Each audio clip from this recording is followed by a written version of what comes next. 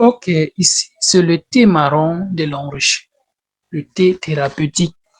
Nous, on appelle le thé tension. Donc, nous, on appelle le thé tension de l'enrichi. Donc, d'autres appellent le thé diabète. D'autres appellent aussi le thé euh, marron. Alors, ce thé est vraiment important pour l'organisme.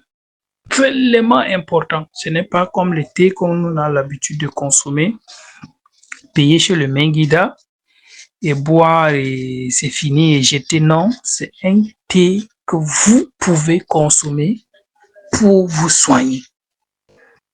Bon, raison pour laquelle j'ai dû déjà envoyer l'image de ce thé derrière le calcium.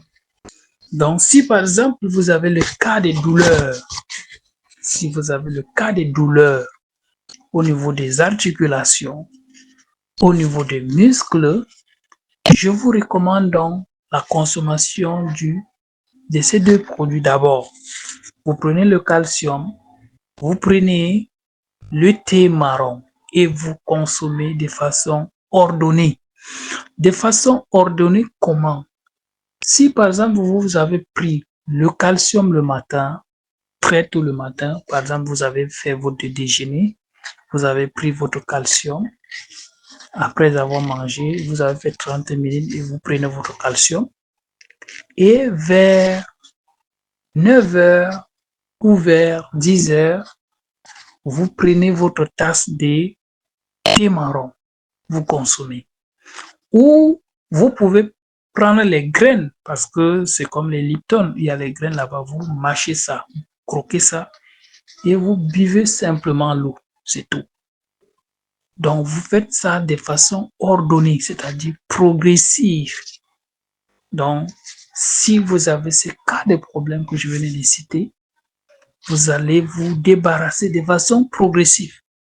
Donc, du simple fait que les cas de tension, le cas de diabète, le cas de problèmes musculaires, donc vous associez d'abord ces deux produits et vous verrez un changement qui vont s'opérer derrière.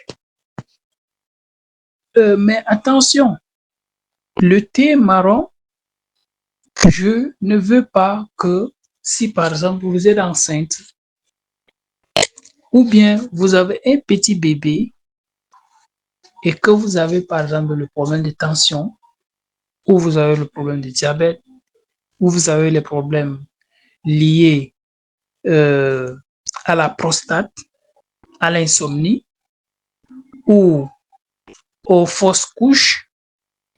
Donc, je vous évite de consommer dans les deux produits, c'est-à-dire calcium et le thé marron. Si par exemple vous avez un petit enfant et que vous avez des problèmes et vous voulez consommer, non, parce que l'enfant est en train de téter encore.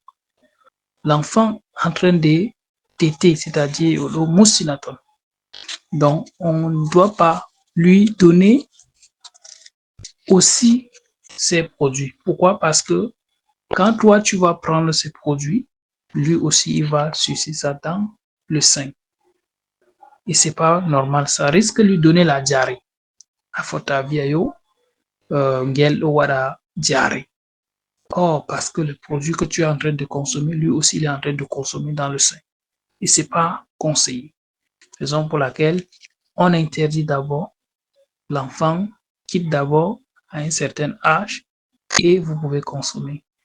Et si vous n'êtes pas enceinte aussi, on vous recommande de consommer. Mais si vous êtes enceinte, par exemple, la grossesse il y a petit et vous pouvez d'abord arrêter pour que la grossesse soit d'abord grande et vous continuez à consommer de façon ordonnée aussi. Donc, n'exagérez pas la consommation. Prenez petite tâche et consommez de façon raisonnée. Avec ce thé marron, vous avez les cas comme l'AVC, les cas comme le problème lié au foie, le cas comme le problème de vision floue, donc les cas comme les mauvaises cholestérol, donc le problème de digestion et les cas de diabète autant pour moi. Donc, la consommation de ces produits qu'on appelle le thé marron va vous ralentir et va préparer votre organisme à la normale. C'est ça qu'on recommande plus.